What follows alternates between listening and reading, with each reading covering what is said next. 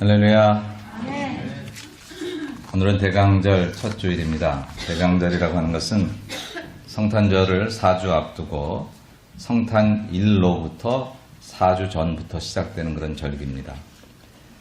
기독교의 절기로서는 이 대강절이 신년 첫 주일과 같아요. 우리가 양력으로 쓸 때는 1월 1일이 1월 첫 주가 첫 주일이지만 기독교력으로 볼 때는, 우리 교회력으로 볼 때는 오늘이 바로 신년 첫 주일과 같다, 그렇게 생각하시면 되겠습니다. 그렇다면 지난 한 해 동안, 올 한 해 동안 우리 여러 가지 좋은 일도 있고 힘든 일도 있고 또 여러 가지 일들이 있었지만 여러분, 과거는 늘 감사와 회개로 정리하시면 된다고 했습니다. 좋은 일 하나님께 감사하시고 잘못하고 좀 죄송스러웠던 일은 회개하시고, 그래서 이 한 해를 정리하고 이제 새로운 신년, 아직 양력으로는 한 달 남았지만 그러나 신년을 맞이하는 마음으로 올 한 해를 또 새롭게 출발하는 여러분이 되신다면 더 멋진 한 달과 더 나은 2016년을 맞이하게 될 줄로 믿습니다. 올해 그러한 마음으로 한번 새 출발하신 여러분이 되시기를 주의 이름으로 축복합니다. 우리 성가대 우리 크리스마스 트리 때문에 잘 보이나요? 김영훈 선생님 저 보이십니까? 네, 김영훈 집사님도 네. 안 보이면 이거 하늘이 준 기회다, 잘하고. 또 혹시 그렇게 생각하지 마시고 보이는 쪽으로 옮기셔서. 오늘은 생명의 떡이신 예수, 이런 제목으로 하나님 말씀을 같이 나누겠습니다. 지난주일 추수감사주일과 그 전주일 제가 보험집회로 나가 있는 바람에 요한복음 강해가 이제 2주간 끊겼습니다. 그래서 지난 시간까지 했던 것을 우리가 잠깐 이야기를 해보면, 요한복음 6장에 들어와서 예수님께서는 오병이어의 기적으로 잘 알려져 있는 광야에서 5,000명을 넘는 사람들을 먹이신 이야기의 사건을 베풀었습니다. 얼마나 놀라웠는지 그 사건 이후로 사람들이 예수님을 쫓아가기 시작했어요. 배를 타고 가버나움까지 찾아와서 예수님 계신데 왔는데, 근데 예수님께서 별로 그 쫓아온 사람들에서 환영하는 기색을 보이지 않는다고 말했습니다. 그렇게 어렵게 쫓아왔으면 아이고 잘 왔네, 여기까지 오다니, 그저 어떤 경우라도 교회 나왔으면 무조건 잘했는데 그래 교회 나왔으니까 잘했지, 이렇게 말씀해 주셔야 될 것 같은데, 근데 예수님께서 자기를 찾아온 사람들에게 그렇게 별로 유쾌하지 않은 말씀을 하십니다. 그러면서 너희들은 표적을 보고 온 게 아니라 떡을 먹고 배불러 왔다, 이렇게 말씀하죠. 표적이라는 말이 요한복음에서 쓸 때 세메이온이라는 단어가 쓰여졌는데, 그 표적은 반드시 어떤 놀라운 사건이 아니라 그 사건 뒤에 계신 예수 그리스도, 그분을 알게 되는 것을 말하거든요. 그러니까 너희들이 그 광야의 기적을 경험하면 나를 알아야 되는데 나를 아는 게 아니라 그냥 떡을 먹고 배불러서 그 떡을 다시 먹고 찾아왔다, 이렇게 이야기를 하셨습니다. 그리고 나서 계속해서 하시는 이야기가 이제 오늘 본문의 얘기예요. 예수님이 제공해 주신 광야에서 베풀어진 광야의 식탁, 멋진 식탁이었습니다. 생각지도 못했던 그 수많은 사람들이 주께서 오병이어 5개의 떡과 물고기 2마리를 가지고 축사하시고 감사하시며 기도하시는데, 그것뿐이 없었는데 나누어주면 나누어질수록 모자라지 않는 기적을 체험하니까 얼마나 멋있어요. 그랬는데 그것이 너무 좋아서 예수님께 그 기적을 다시 한번 베풀어 주기를 바라는 마음으로 찾아온 그들에게 예수님 그런 기적을 보여주시지 않으시고 오히려 너희들이 그렇게 떡을 먹고 배불러서 찾아온 것은 잘못됐다, 이렇게 말씀을 하십니다. 무엇이 잘못입니까? 예수님이 당신이 베풀어 준 식탁이잖아요. 예수님도 거기 앉아있는 수많은 사람들이 이제 때가 됐는데 밥을 먹지 못하는 것을 불쌍히 여기셔서 당신이 베풀어 준 그 음식 먹고 그 음식 먹은 게 좋아서 또 그런 거 우리에게 주실 수 없느냐고 찾아온 그들, 도대체 무엇이 잘못이기에 예수께서는 지금 마치 정색을 하신 것처럼 그렇게 다른 얘기를 하고 계시느냐. 오늘 설교의 포인트는 거기에 있습니다. 오늘 이제 예수님께 다시 찾아온 이스라엘 백성들은 대부분 갈릴리 지역에서 못 사는 사람들이었습니다. 여러분, 이스라엘은 북쪽의 갈릴리, 가운데 사마리아, 그리고 남쪽의 유대 지역, 이렇게 세 부분으로 크게 나눌 수 있는데, 남쪽의 유대 지역은 예루살렘이라는 도시를 끼고 있기 때문에, 수도를 끼고 있기 때문에 비교적 모든 것이 다 넉넉하고 좋은 지역이었지만, 거기하고 제일 멀리 떨어져 있는 갈릴리 쪽에 있는 사람들은 참 가난하고 어려운 사람들이 주로 그 대중을 이루었었습니다. 특별히 당시는 이스라엘의 속국입니다. 이스라엘의 속국이기 때문에 여러 가지로 많은 세금들을 이스라엘의 속국이 아니라 로마의 속국입니다. 로마의 속국. 그래서 많은 세금을 이제 로마에 냈습니다. 통계에 의하면 한 30-40% 정도의 세금을 로마에 냈다는 거예요. 우리나라 일제시대 때 그냥 일본이 그냥 막 가져가던 말이 그때처럼 이제 이스라엘 백성들은 참 그렇게 어려움을 당했는데 여러분 그렇잖아요. 어려움 당해도 또 있는 사람들은 살더라고요. 근데 없는 사람은 다 죽어라 하고 어렵게 만드는 그런 경우들을 보게 되는데 이 갈릴리 지역의 사람들이 그런 어려움을 당하던 사람들이었습니다. 어떤 사람은 하루 먹을 끼니도 제때제때 구하지 못하는 그런 사람들, 하루 삼시세끼를 먹고 살아야 되는데 두 끼만 먹고 한 끼만 먹고 살할 수밖에 없는 그런 사람들이 많았다는 거예요. 그런데 그들에게 나사렛의 한 젊은 선지자가 나타나서 말씀을 전할 때 그 말씀도 너무 기가 막혔는데 말씀 후에 그저 광야의 식탁을 베풀어 주는데 그 보리떡 5개 물고기 2마리로 우리에게 베풀어준 그 양식이 끊이지 않고 줘요. 끊이지 않고 모든 그 가난하고 배고픈 사람들에게 그 양식이 주어질 때 그들은 황홀할 수밖에 없었죠. 오죽하면 그 순간 그들은 저 사람을 우리 이스라엘의 왕으로 삼으면 우리는 로마에서 해방될 수 있을 것이고 이 배고픔의 문제를 해결할 수 있을 것이다. 이 경제적인 문제를 바로잡을 수 있을 것이다. 저가 우리들의 왕이 된다면 이제 우리나라는 로마의 속국에서 벗어나고 좋은 시절이 오게 될 것이다. 그런 기대를 가지게끔 됐다는 거죠. 근데 우리의 마음을 아시는 예수께서 바로 그 마음을 기뻐하지 않으셨어요. 왜? 당신은 세상의 왕으로 오신 게 아니니까.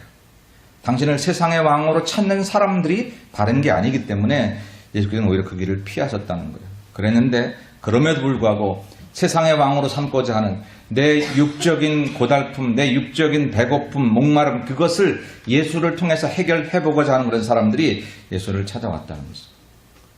그들에게 예수님이 이렇게 못지게 말씀하셨습니다. 여러분 설교 노트를 보시고 1번에 요한복음 6장 27절 지난번에 읽었던 말씀을 같이 봅니다. 썩을 양식을 위하여 일하지 말고 영생하도록 있는 양식을 위하여 하라. 이 양식은 인자가 너희에게 주리니 인자는 아버지 하나님께서 인치신 자니라. 아멘. 썩을 양식을 위해 일하지 말라. 이 얘기는 지금 자기를 찾아온 사람들이 썩을 양식을 위해 찾아온 거라는 거예요. 배고파서 왔는데, 굶주려서 왔는데, 목말라서 왔는데, 그래도 당신 앞에 왔으면 뭔가 위로해줘야 될 터인데 오늘 예수께서는 썩을 양식을 위하여 날 찾아오지 말고 영생하도록 있는 양식을 찾으라라고 이렇게 말씀을 하십니다. 이제 우리는 이스라엘 백성들의 굶주림을 다시 한번 정의해야 할 것입니다. 제가 여러분 설교노트에 무엇에 굶주렸는가 이렇게 적어놨어요. 무엇에 굶주렸습니까? 육신적인 배고픔에 굶주렸습니다. 육신적인 자기 욕망에 굶주렸습니다. 저와 여러분도 오늘 예수님 앞에 나왔습니다. 무엇 때문에 나오셨습니까? 내가 병이 들었는데 병 고침하러 나왔습니다. 내가 사업이 잘 돼야 될 게 나왔습니다. 물론 그것뿐이겠습니까? 많은 그런 이유들도 있다는 거죠. 그러면 그런 이유들이 잘못됐냐 그런 거예요. 내가 예수 믿고 내 인생이 좀 달라지고 가난하다 부자도 되고 어리석다 지혜롭게도 되고 배고프다 배부르게도 되고 좀 그렇게 나온 것 그것 자체가 뭐 잘못이라고 예수께서는 썩을 양식을 위해 일하지 말고 영생하도록 있는 양식을 위해 하라고 이렇게 마치 책망하듯이 말씀을 하시느냐라고. 여기 아주 중요한 의미가 있습니다. 그것은 예수님께서는 영적인 배고픔을 모르고 육적인 배고픔만 아는 사람을 만들기를 원하지 않으셨다. 여러분 정말 중요한 것은 우리가 영적으로 배고픈 것을 알아야 된다는 거예요. 여러분 영적으로 배고프십니까? 영적으로 목마르십니까? 여러분 건강한 사람은 한 끼 안 먹으면 배고픔의 신호가 금방 옵니다. 그죠? 내 몸이 건강할 때 한 끼 안 먹으면 배고파요. 근데 병들면 한 두세 끼 안 먹어도 배고픈 줄 몰라요. 밥맛도 없고 입맛도 없고. 병든 것의 특징은 배고픈 줄을 잘 모른다는 거죠. 영적으로 건강한 사람은 영적인 양식을 안 먹으면 배고파야 돼요. 배고파야 돼요. 근데 영적인 양식을 먹지 않아도 배가 고프지 않아. 배가 고프지 않아. 자식도 대학 잘 갔어요. 사업도 잘 돼요. 나 건강해요. 별로 고생할 문제도 없고 별로 해결 안 된 문제도 없어요. 하나님 앞에 나와서 하나님 두 손 들고 나왔어요 할 이유가 별로 없어요. 그러다 보니까 기도할 시간이 없어요. 말씀에 갈급하지도 않아요. 하나님께서 허락하시는 일들을 하지 않는다고 해서 내가 그것 때문에 고민되거나 그러지도 않아요. 그냥 내 생활이 편하니까. 만일 그렇다면 이게 예수께서 가장 위험하게 여기시는 우리의 상태라는 거예요. 육신의 배고픔만 알고 영적인 배고픔은 모르면서 여전히 육신의 배고픔만 채워달라고 말하는 그 사람들에게 제발 그렇게 살지 말라는 거예요. 그게 인생이 아니라는 거예요. 인생은 육적인 배고픔만 해결한다고 살게 되어 있지 않다는 거예요. 하늘 아버지로부터 아들로 이 땅에 오신 예수님은 하나님을 가장 잘 알기에 하나님께서 만드신 인생은 영적인 배고픔을 알고 그 영적인 양식을 채워서 영적인 풍요함을 느낄 때 그게 진짜 인생이지 육적인 배고픔만 해결된다고 되는 게 아니라는 것을 예수님 가르쳐주고 싶으셨던 거죠. 그래서 그들에게 그렇게 찾아온 그들에게 썩을 양식을 위해 일하지 말고 이제부터는 영생하도록 있는 양식을 위하여 일할 수 없겠느냐고 얘기를 하시는 것입니다. 근데 이게 비단 예수님 얘기만이 아니라 우리 하나님께서 성경을 통해서 그동안 계속 말씀하셨던 거예요. 여러분 설교 노트를 보시고 우리 두 번째 말씀 이사야 55장 2절의 말씀을 같이 봅니다. 너희가 어찌하여 양식이 아닌 것을 위하여 은을 달아주며 배부르게 하지 못할 것을 위하여 수고하느냐. 아멘. 왜 배부르게 하지 못할 것을 위해서 애쓰고 양식 아닌 것을 위해서 너희들이 그렇게 많은 가치와 지불을 하느냐. 물론 여러분 열심히 일해서 돈 벌고 차 사고 집 사고 뭐 좋은 거 갖고 다 괜찮지만 그것만이 목적인 것처럼 그렇게 사는 자들에게 하나님은 구약에서도 왜 그것을 위해서만 살아가느냐. 네 인생은 육으로만 지어진 것이 아니고 영혼이 있다. 영혼을 위해서 너는 어떤 투자를 하고 있는가? 영혼을 위해서 너는 어떤 것을 하고 있는지 그것을 왜 모르고 육신의 배분만 위해서 참 만족을 줄 수 없는 그것을 위해서 너희들이 수고하느냐. 그렇게 하나님이 이사야 선지를 통해서 일찍이 말씀하셨습니다. 아모스 선지를 통해서 이렇게 말씀도 하셨습니다. 아모스 8장 11절입니다. 주 여호와의 말씀이니라. 보라 날이 이를지라 내가 기근을 땅에 보내리니 양식이 없어 주림이 아니며 물이 없어 가람이 아니요 여호와의 말씀을 듣지 못한 기갈이라. 아멘. 진정한 기갈이 올 거라는 거예요. 우리가 돈 벌고 우리가 많은 것을 이렇게 준비해 놓으면 그것 가지고 평생토록 영생복락 누리며 살 것 같지만 그렇지 않다는 거예요. 말씀이 없어서 기갈이 될 때가 올 거라는 거예요. 영혼의 양식을 준비하지 못해서 반드시 갈할 때가 곧 올 거라고 하는 것입니다. 근데 왜 너희들은 육신의 배고픔만 채우려면 육신의 양식만을 위해서 내게 나오느냐라고 하는 것이죠. 다시 한번 말씀드리면 이런 육신의 양식을 위해서 나온 것이 무조건 잘못됐다 하신 것은 아니었습니다. 왜? 예수님께서도 육신의 양식을 당신이 직접 제공하셨으니까. 오병이어를 통해서. 그렇잖아요. 그런데 우선순위가 바뀌면 안 된다는 거예요. 무엇이 더 중요한 건지를 모르면 안 된다는 거예요. 그거 주겠는데 그보다 더 중요한 것을 먼저 얻어야 된다는 거죠. 왜냐하면 사람의 구조가 영혼의 양식을 얻고 나서 육신의 양식을 얻으면 그것이 보존되기 쉬운데 영혼의 양식을 먹지 못한 채로 육신의 양식으로만 배부르면 그 사람은 영혼의 양식의 가람을 느끼지 못할 확률이 훨씬 많다는 거예요.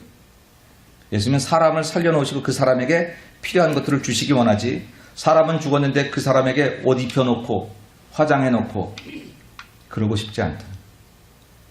우리가 생명으로 살아나서 생명 있는 하나님의 백성이 된 다음에 우리에게 필요한 것들을 더불어 채워주시기를 원하시는 거예요. 그런데 우리는 나는 사실 살든 죽든 그거 모르고 그냥 머리 모자 씌워주고 옷 입혀주고 좋은 양복 입혀주고 그렇게 죽은 사람에게 화장시키듯이 예수님은 그러고 싶지 않다는 것입니다. 사랑하는 여러분, 오늘도 저와 여러분은 예수님 앞에 나왔습니다. 예수님께서 두 팔 벌려 환영하시며 우리를 맞아주시라 저는 믿기는 하지만 혹시 이 광야에서 예수님을 찾아갔던 사람들에게 왜 썩을 양식을 위하여 이렇게 수고하느냐. 이사야 선지를 통해서 너희들은 왜 배부르게 못할 것을 위하여 수고하느냐.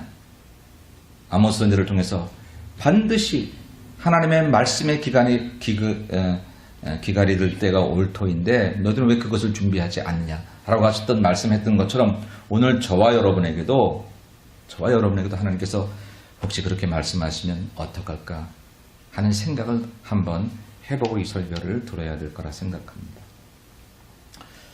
우리가 교회 나올 때 여러 가지 이유가 있었습니다. 그죠? 어떻게 전도를 받고 교회 나오면서 오늘 가서 하나님께 기도해서 하나님 내 질병을 고쳐주세요. 하나님 내 삶에 풍요로움을 주세요. 다 괜찮습니다. 다 괜찮아요. 예수님 손에 있는 풍요로움들을 우리가 가질 자격이 있는 것은 우리가 예수 그리스도를 믿는 믿음을 통해서 우리는 하나님의 양자된 특권을 얻었기 때문에 받을 수 있습니다. 그런데 정말 양자됨의 특권을 얻는 것이 내가 어떤 수요를 받는 것 이전에 예수님과 같이 돼야 되잖아요. 원자, 예수 그분과 내가 똑같이 돼야 내가 양자라고 말하지, 이런 권리가 생겼다만 가지고 양자라고 말할 수 있지 않잖아요. 그런 점에서 오늘 우리가 정말 주 앞에 나온 것이 썩어질 육신의 양식만을 위해서 나온 것이라고 하면 오늘 우리는 예수님께 책망 들을 수밖에 없습니다. 그래서 오늘 우리들은 우리의 상태를 점검해 보려고 합니다. 어떤 상태? 나는 영적으로 배고픈가? 나는 영적으로 배고픈 것을 느끼고 있는가? 교회 안 나오면 좀 마음이 좀 찜찜하지요. 안 나와. 좀 찜해요.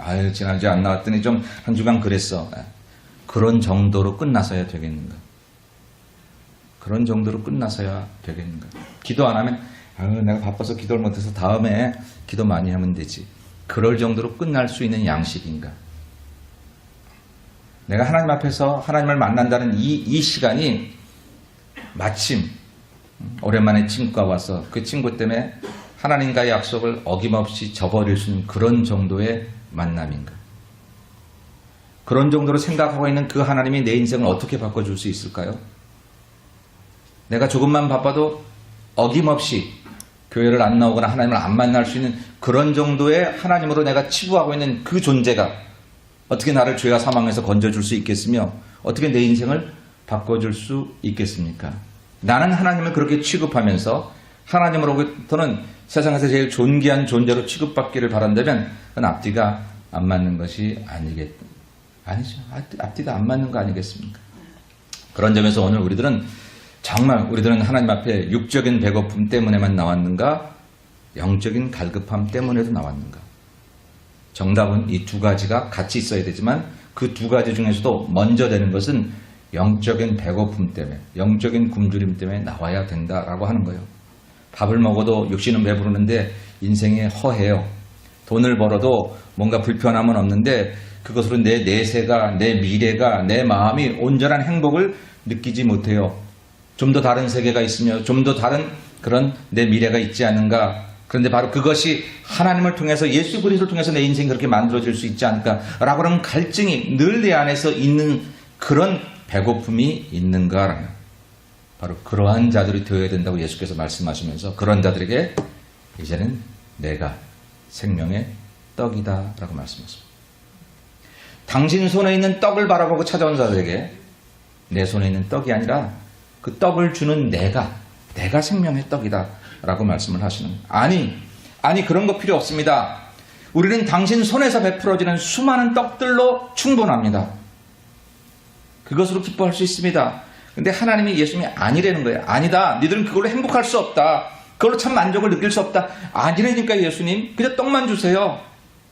내가 이렇게 여러 가지 가지고 있는 니드들, 나의 그 부족한 문제들만 해결해 주시면 나 행복할 거예요.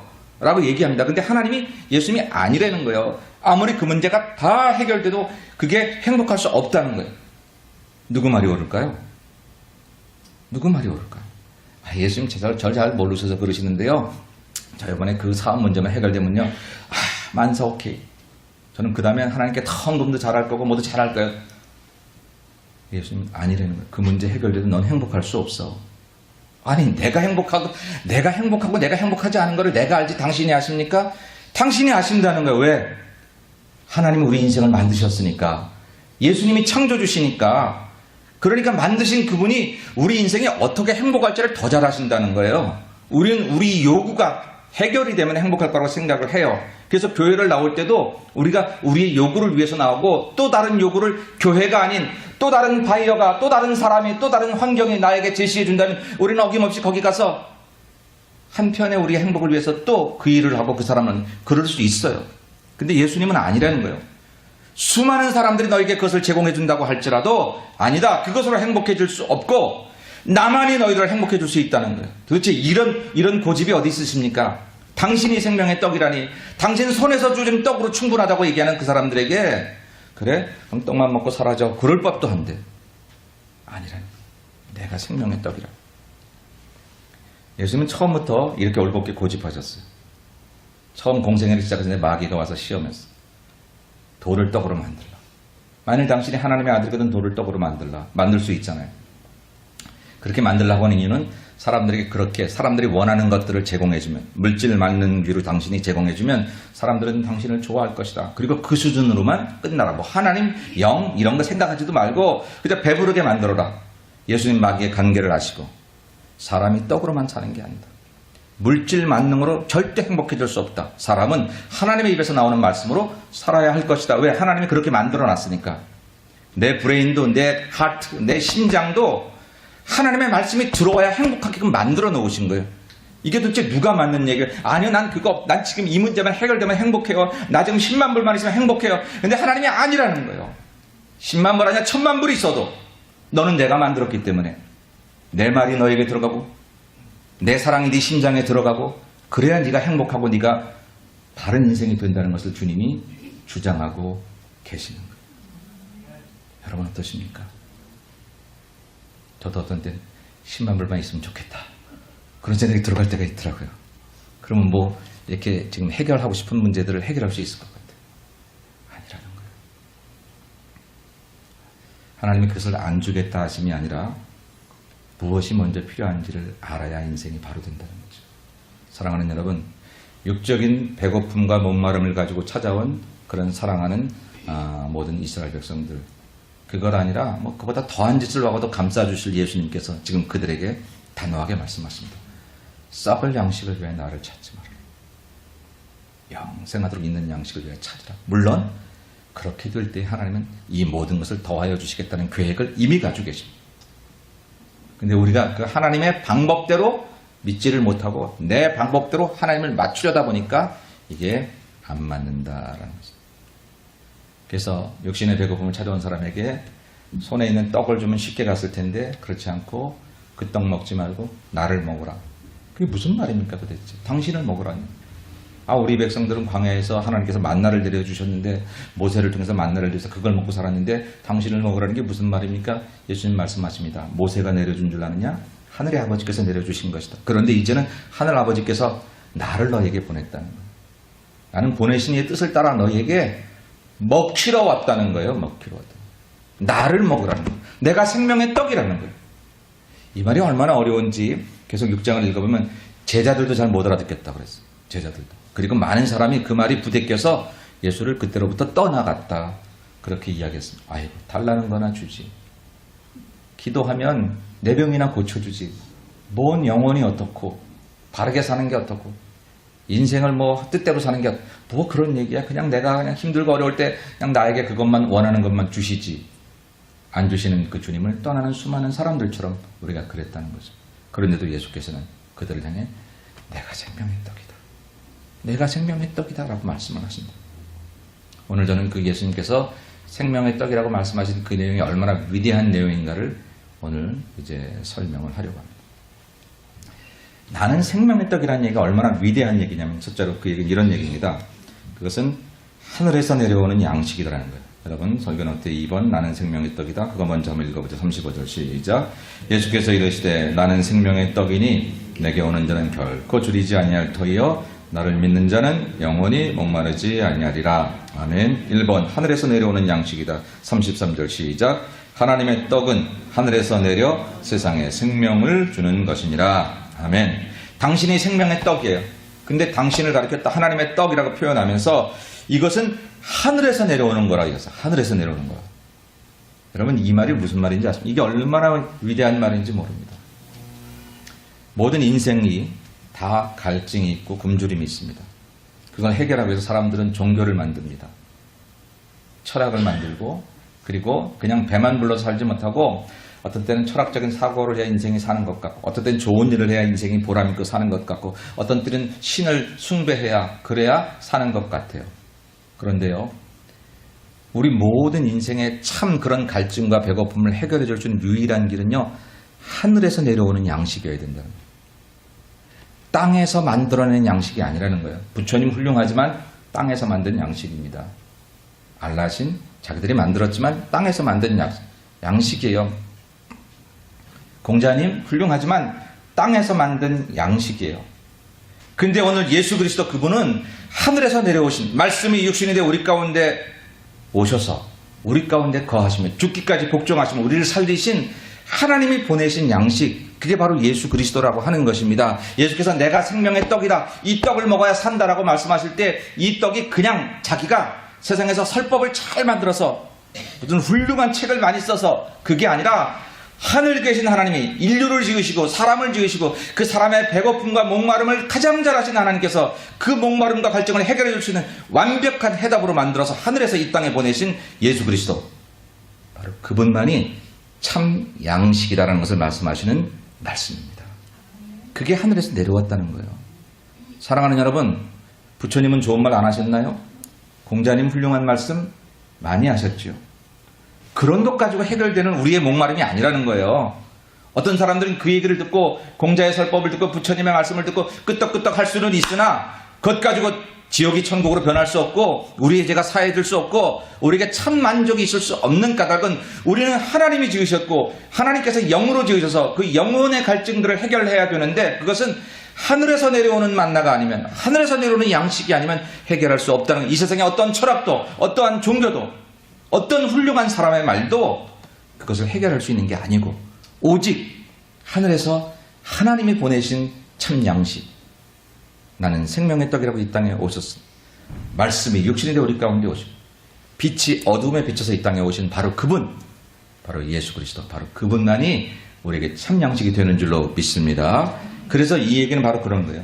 하늘에서 내려 세상의 중문, 하나님의 떡은 하늘에서 내려, 이것은 오직 예수님만이 우리 인생의 목마름과 갈증을 해결해 줄 수 있는 유일한 분이시라는 사실입니다. 다른 종교를 믿는 분들이 기독교만 옳냐, 니네만 옳냐, 뭐 신들이 다 같이 존재, 그렇지 않습니다. 그렇지 않습니다. 오직 우리의 길과 진리와 생명 되시는 분은 완화부된 수많은 길들 중에 하나의 길이 아니라 오직 유일한 그 길, 그 길, 천하만민의 우리 인생에 우리 구원받는 이름을 예수 이름 외엔 주신 일이 없는 바로 그 이름, 오직 바로 그 이름, 하늘에서 내려온 양식, 우리 위에 이 땅에 오시는 우리 크리스마스의 별을 펴놓고 지금 예수님 오기를 이제 강림절에 기다리는 바로 그분, 바로 그분만이 우리 인생의 참 양식이 되는 줄로 믿습니다. 그래서 그분을 만나야 되는 거죠. 저와 여러분의 갈증은요, 사실은 거기에 문제가 있는 거예요.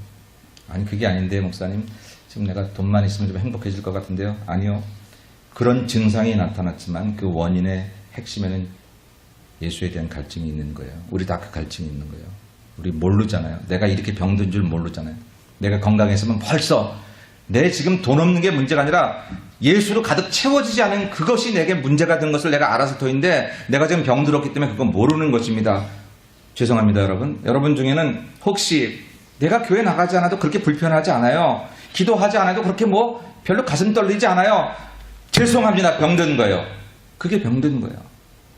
주님이 그게 병들었다라는 거예요. 아니 당신이 제공하는 떡만 주면 돼요. 근데 아니라는 거예요. 이 떡이 아니라 나를 먹으라는 거예요. 나를 먹으라. 왜? 내가 하늘에서 내려온 유일한 양식이기 때문에. 사랑하는 여러분, 오늘 저와 여러분들이 예수 그리스도 우리 위해서 이런 표현하심을 용서 잘 들으십시오. 우리의 밥이 되어주신, 우리의 떡이 되어주셔서 당신이 우리 위하여 온전히 죽으셔서 다시 살기를 원하시는 바로 그분, 그분을 어떻게 맞아들이냐에 따라서 지금 여러분이 갈증하고 있는 그 사업의 갈증, 돈의 갈증, 행복의 갈증, 사랑의 갈증, 이런 갈증들이 풀려지게 될 줄로 믿습니다. 사실은 이것부터 풀어야 돼요. 근데 이게 배고픈 줄 모르고 이게 병든 줄 모르니까 그냥 육적인 갈증을 아무리 풀고 다 푼 것 같은데, 다 해결한 것 같은데, 이 정도 됐으면 내가 어렸을 때 꿈꿔왔던 것 이상으로 채워졌는데도 행복하지 않은 까닭은 우리가 영적으로 갈증된 것을 풀지 못했기 때문이다. 그래서 나는 생명의 떡이라 말씀하신 그 말씀의 가장 중요한 것은 이게 하늘에서 내려오는 양식인데, 하늘에서 내려왔다는 얘기는 하나님이 주신 거예요. 천하 만민에 수많은 종교와 수많은 교조도 있을지라도 그하고는 비교할 수 없는 예수 그리스도, 그분이 내 인생의 참 양식인 거로 오늘 저와 여러분들은 예수 그리스도를 믿는 믿음을 통해서 우리 인생의 참 갈증을 풀면 지엽적인 모든 우리 인생의 증상의 갈증들은 충분히 이길 수 있다는 것이 우리 기독교 신앙인 줄로 믿습니다. 또한 다른 말로 해석을 하면 하늘에서 내려 생명을 주는 것이라 말하는 것은, 이것은 신령한 양식이라는 거죠. 우리의 배고픔이 신령한 배고픔이거든요. 여러분, 우리는 밥 한 끼를 먹어서 배고플 때만 배고픈 게 아니라 정말 가난하고 어려운 사람을 보면 못 도와줘서 가슴이 아픈 배고픔이 있어야 돼요.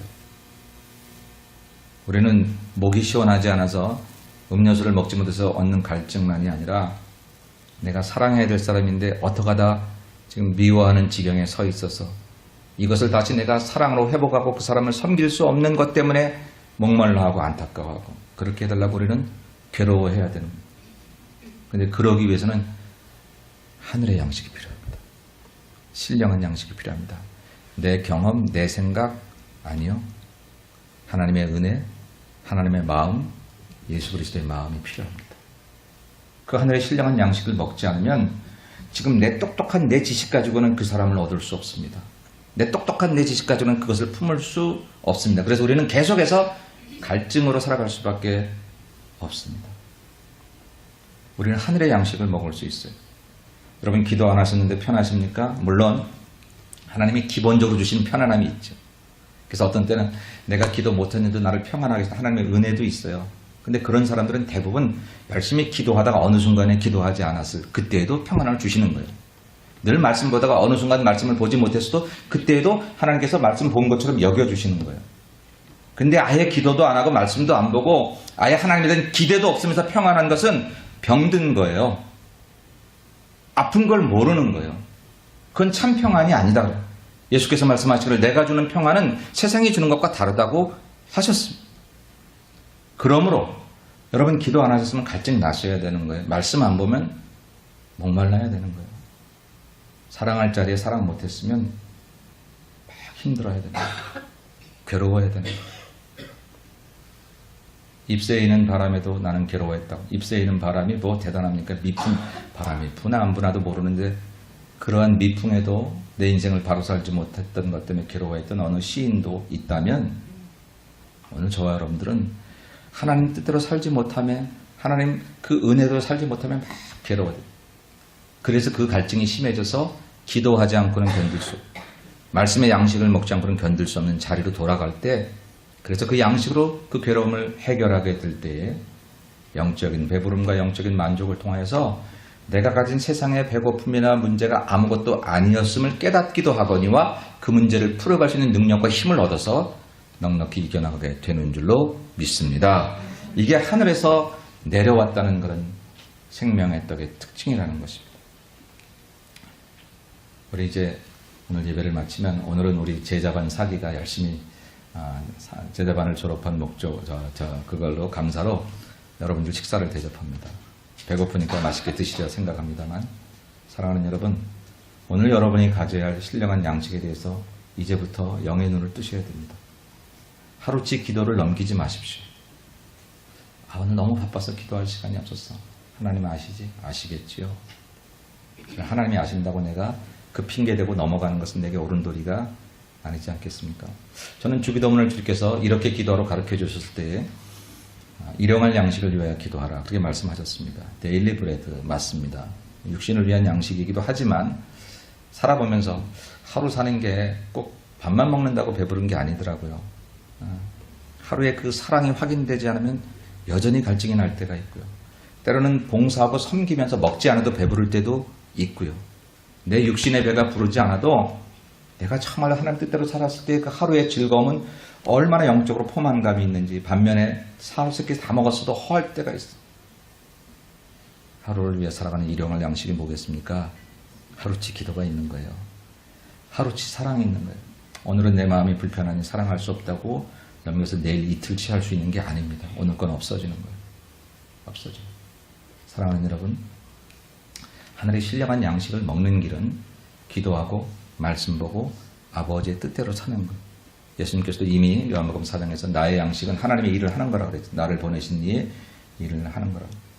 저 시간 많아요, 목사님. 내년에 은퇴하면, 내년에 이 일만 해결하면 저 정말 많이 할 거예요. 그러지 마시고 오늘 하루치 기도를, 하루치 사랑을, 하루치 섬김을 내일로 미루지 마시고요. 지금 아픈 대로, 지금 힘든 대로, 지금 마음이 불편한 대로, 기분 나쁜 대로 그대로 하세요. 하나님께서 그 양식을 통해서 우리를 배부르게 하실 줄로 믿습니다. 두 번째 이 특징은 뭐냐면요. 이 떡은 생명을 주는 거라는 거예요. 이 떡은 생명을 주는 것이다. 33절을 다시 한번 같이 2번에서 읽어보면 하나님의 떡은 하늘에서 내려 세상에 생명을 주는 것이니라. 아멘. 요한복음 6장 50절에서 이 말을 이렇게도 번역하고 있습니다. 다시 읽읍시다. 이는 하늘에서 내려오는 떡이니 사람으로 하여금 먹고 죽지 아니하게 하는 것이니라. 아멘. 죽지 않는다는 거예요. 어떻게 죽지 않아요? 죽지 않아요. 우리 다 죽잖아요. 근데 죽지 않는다는 거예요. 35절에서도 나는 생명의 떡이니 내게 오는 자는 결코 줄이지 아니할 것이고 나를 믿는 자는 영원히 목마르지 않을 거라. 우리는 예수를 믿어도 계속 목말라 왔어요. 계속 굶주려 왔어요. 그런데 예수께서는 그러지 않을 거라고. 그럼 내 경험이 옳은 거예요? 예수님의 말씀이 옳은 거예요? 예수님 말씀이 옳은 거예요. 그렇다면 이것은 내 육적인 그런 배고픔과 굶주림만을 말하는 것은 아닌 것을 알 수 있어요. 인생은 육적으로 배부르다고 행복하지 않다는 것을 얘기하는 것이고, 그러면 영적인 굶주림과 영적인 목마름에 대해서 얘기하는 것인데, 그 영적인 굶주림과 목마름을 해결하면 죽지 않는다는 거예요. 어떻게 안 죽어요? 어떻게 안 죽죠? 다시 사니까. 영생하니까. 사도 바울은 날마다 죽는다 그랬는데 날마다 살았어요. 그런 경험이 이루어진다는 거예요. 인생을 살아도요, 사는 게 산인 게 아닌 것처럼 사는 게 많이 있어요. 그렇죠? 진짜 어떻게 살면 여러분 산다고 생각하십니까? 오늘 성경은 말하기를 이 떡을 먹으면 생명을 얻는다 그랬어요.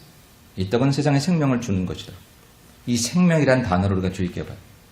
이 생명이 뭡니까? 목숨입니까? 아닙니다. 목숨을 위해서 떡을 찾아온 사람들이 예수님 거절하셨습니다. 그리고 나를 먹으라고 하시고 나를 먹으면 생명을 얻는다 그랬어요. 그때 생명은 목숨이 아니라 하나님과의 관계입니다.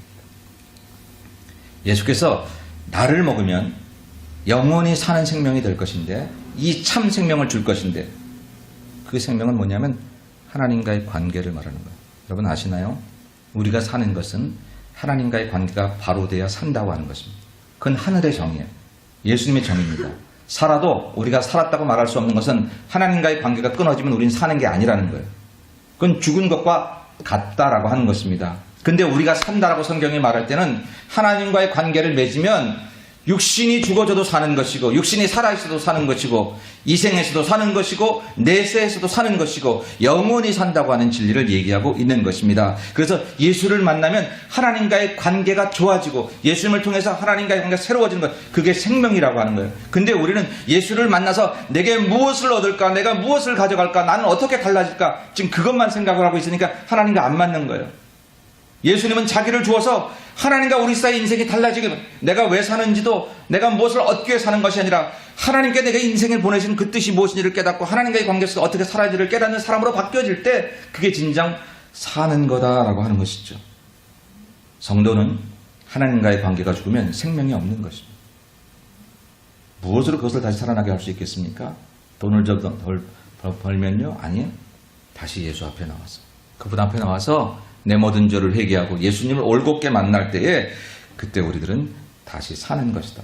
그런 자들은 죽지 않고 목마르지 않고 가라지 않겠다라고 하는 것입니다. 떡을 먹는 목적은 생명 때문입니다. 근데 그 생명은 하나님과의 관계라고 하는 것입니다. 그러면 저와 여러분이 한번 이 자리에서 생각해 볼 거 있어요. 나는 하나님과의 관계를 바로 하고 있는가?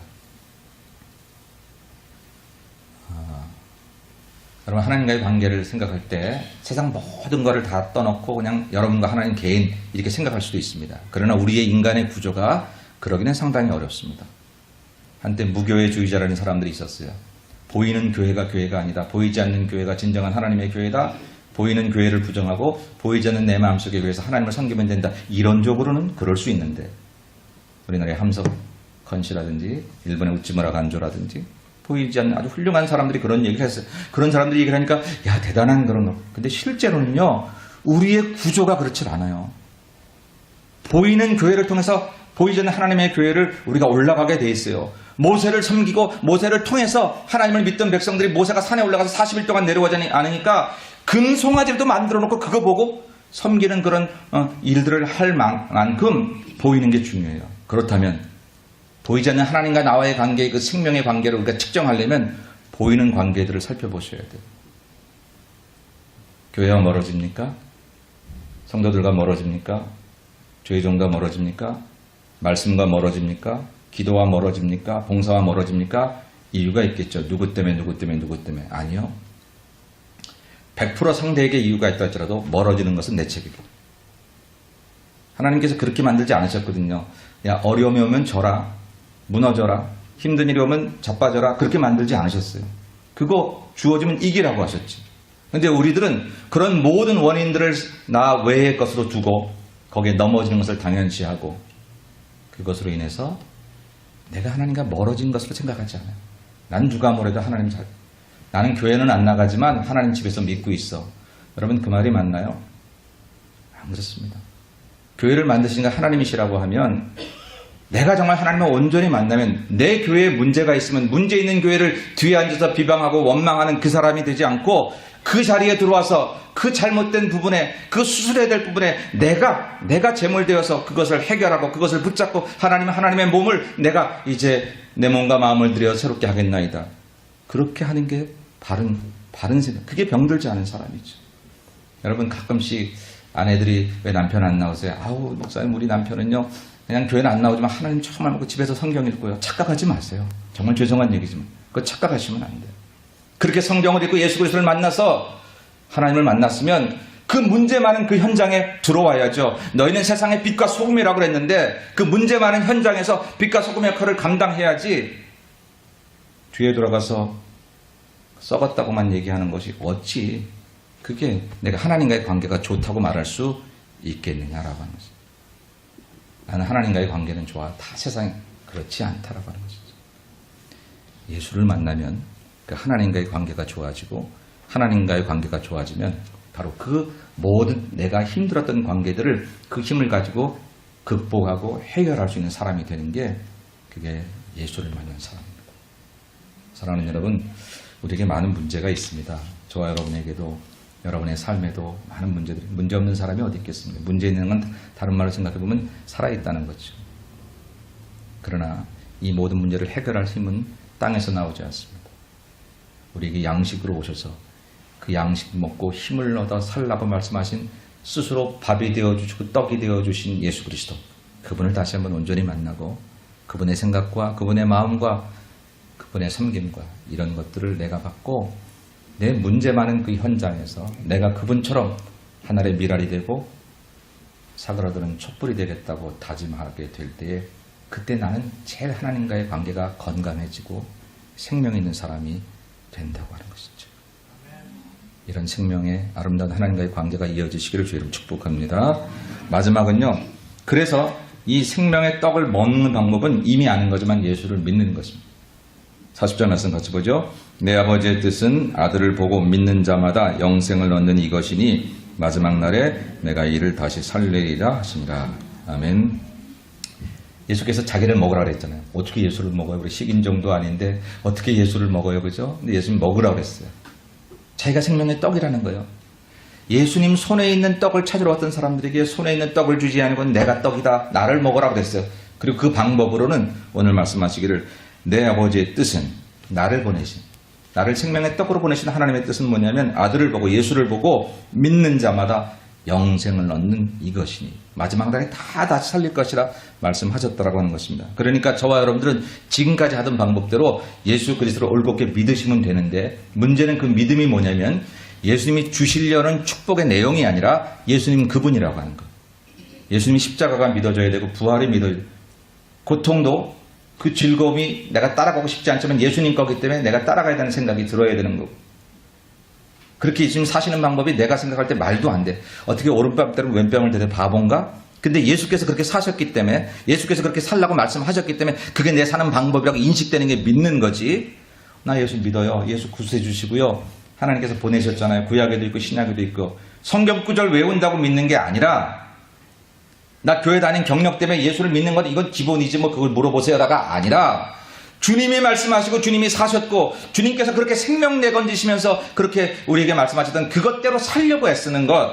내 집에서 내 직장에서 교회 관계없이 내 살아가는 방법대로 살자면 쉽게 살겠으나 예수님 때문에 힘들어지는 거예요. 예수님 때문에 그 사람에게 내가 막 해주고 싶은데 예수님 때문에 내가 그렇게 막 살지 못하게 되는 거예요.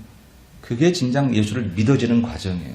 믿음으로 구원받는 건 확실한데 그 믿음으로 구원받는 그 믿음이 그렇게 쉽게 한번 결심했다고 되는 게 아니라 수없는 나의 이 재생 과정을 통해서 깎여지면서 그 어느 순간 우리가 주님을 믿게 되는 것이다라고 하는 것입니다. 그러므로 사랑하는 여러분, 결론적으로 말해서 예수를 먹는 것, 생명의 떡 되신 예수님을 먹는 것은 예수를 믿는 건데 이 예수를 믿는 것은 그래 믿기로 해서 작정하면 되는 것이 아니라 그리고 그분이 제공해 나를 건강하게 하신데 그걸 믿는 게 아니라 내가 잘되게 하신데 그걸 믿는 게 아니라 십자가와 부활의 중심으로 서셔서 우리 가운데 오셔서 하나님의 아들로서 이 땅에 오심으로 내 생명을 대신하신 바로 그 예수 그리스도, 바로 그분에 대한 내용을 직접 내가 만나고 나를 위한 사건이 있음을 고백하고 내가 그분만 있으면, 내가 그분을 내 주인으로 모시면 지금 내 삶의 환경에 어떤 문제들인지 극복해 나갈 수 있다는 자신감을 갖는 것, 그것이 예수를 믿는 것인 줄로 믿습니다. 내가 똑똑해짐이 아니라 내 안에 계신 예수가 선명해짐으로, 내 안에 계신 주님이 확실해지심으로 내 인생이 갑자기 하늘 레벨로 올라가서 갑자기 문제가 문제처럼 안 보이고 세상이 우습게 보이고, 나쁜 의미가 아니라 내가 그렇게 나에게 두려움을 주고 그러던 그 세상이 이제는 이게 뭐 그렇지 않아요. 하나님과 함께 하니까. 그런 사람으로 바뀌어질 때 우리는 그 생명의 떡이신 예수를 먹고 마심으로 기가 막힌 참 행복한 존재가 되었다는 거죠. 결론합니다. 예수께서 제공하시는 떡을 찾으러 온 우리들, 저도 그렇습니다. 우리 모두가 다 그렇습니다. 그러나 이제 눈을 들어서 주의 손을 보기 전에 먼저 그를 보십시다. 주께서 베풀으신 그 내용을 보기 전에 먼저 그분을 만나십시다. 그리고 나를 먹으라 하신 바로 그분을 올바로 믿고 그분이 내 인생의 주인 되어 살아가시길 우리가 고백하면 이 주님의 성탄을 기다리는 이 강림절에 다시 한번 내 마음에 말구유를 만들어서 예수님을 이렇게 모시고 그분의 인생을 살아가시게 될 때에 우리가 그렇게 해결하려고 했던 모든 관계들과 문제들이 어느새 정리되고 어느새 풀어지는 것을 여러분들은 경험하게 되실 것입니다. 생명의 떡이신 예수, 바로 그분이 우리의 양식입니다. 그분이 제공하는 그 무엇을 받기 전에 생명의 떡이신 예수를 만나 예수 앞에서 새로운 인생을 살아가는 저 여러분 되시기를 주님의 이름으로 간절히 축원합니다. 하나님 감사합니다. 오늘도 교회 나왔습니다. 나올 때 여러 가지 이유들이 있었지만 사실은 하나님께서 우리 인생을 가장 잘 아셔서 우리가 예수라는 생명의 떡을 먹어야만 온전히 건강해지고 온전히 행복해지게 하기 위해서 오늘도 끊임없이 그 생명의 떡이신 예수를 우리에게 제공하시는 바로 그 은혜 때문에 우리가 나오게 된 줄로 믿사오니 주님, 그 떡을 우리에게 주시옵소서. 그 떡을 내 마음속에, 내 영혼 속에, 내 인생 속에 우리가 먹고 마심으로 다시는 굶주리거나 가라지 않고 주께서 주신 생명이 나를 춤추게 하고 주께서 주시는 은혜가 내 인생의 모든 어두운 세력들을 아침 안개처럼 몰아내게 하고 주께서 주시는 능력이 내 인생의 사망의 음침한 골짜기와 같은 문제들을 넉넉히 힘있게 개선 장군처럼 걸어가게 하시는 그런 아름다운 모습으로 살아가는 성도들이 다 될 수 있도록 은총을 베풀어 주옵소서. 예수님의 이름으로 기도 올리옵나이다. 아멘.